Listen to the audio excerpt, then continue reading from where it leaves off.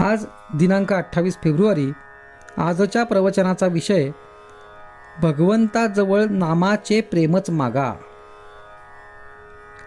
भगवंतापाशी मागणे मागताना काय मागाल? तुम्ही त्याच्याजवळ नामाचे प्रेमच मागा, दुसरे काही मागू नका.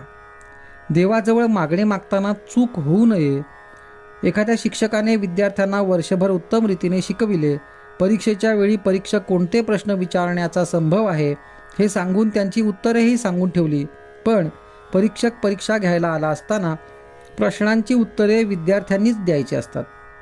तिथे शिक्षक हजर असला आणि विद्यार्थी उत्तरे चुकीची देत आहेत हे जरी त्याला दिसले तरी तिथे त्याला काही बोलता येत नाही.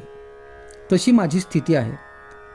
म्हणून मागणे मागण्याचे काम तुम्हालाच करायचे आहे. तेव्हा त्यावेळी चुकीने काही भलतेच मागू नका, एवढ्याच करिता हा इशारा दिला आहे. कोणतीही परिस्थिती असली तरी त्यात भगवंताचे स्मरण ठेवावे, म्हणजे बऱ्या वाईट गोष्टींचा परिणाम मनावर कमी होतो. मनुष्यावर संकटे आली की तो घाबरतो, परंतु परमेश्वराचे अस्तित्व मानणाऱ्यांनी तरी असे करणे योग्य नाही. एखाद्या लहान मुलाच्या बापाने डोक्यावर पांघरुण घेऊन बागुलबुवा केला तर ते मूल भिते, पण पांघरुणाच्या आत आपला बापच आहे असे त्याला समजले की ते घाबरत नाही. त्याप्रमाणे प्रत्येक व्यक्तीने आपल्या बाबतीत घडणाऱ्या बऱ्या वाईट गोष्टी परमेश्वराच्या किंवा आपल्या गुरूंच्या इच्छेने होतात ही जाणीव ठेवावी, म्हणजे त्याला भीती वा दुःख वाटणार नाही. तसेच चांगल्या गोष्टी घडल्या तरी त्याबाबत आनंदातिरेकही होणार नाही. याकरिता सदा सर्व काळ भगवंताचे चिंतन करावे. आपल्या विचाराने ठरल्याप्रमाणे झाल्याने सुखच मिळते असे नाही. काही वेळेस आपल्या विचाराच्या उलट होऊनही मागाहून तसे न झाल्याचेच बरे वाटते. म्हणजेच कोणत्याही गोष्टीचे सुखदुःख तात्काळ कळत नाही हेच खरे.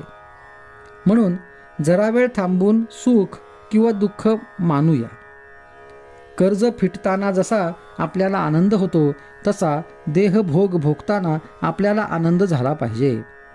प्रारब्ध टाळणे म्हणजे लोकांचे कर्ज बुडविणेच होय. आपला म्हणजे मीपणाचा नाश आणि प्रारब्धाचा नाश बरोबर होतो. भगवंता, प्रारब्धाने आलेल्या दुःखाचा दोष तुझ्याकडे नाही. जर त्या दुःखामुळेच तुझे अनुसंधान टिकत असेल तर मला जन्मभर दुःखामध्येच ठेव असे कुंतीने भगवंताजवळ मागितले. यातले मर्म ओळखून वागावे आणि काहीही करून अनुसंधानात राहण्याचा प्रयत्न करावा. आजचा सुविचार. भगवंताला अशी प्रार्थना करावी की देवा, प्रारब्धाने आलेले भोग येऊ देत, पण तुझे अनुसंधान मात्र चुकू देऊ नकोस.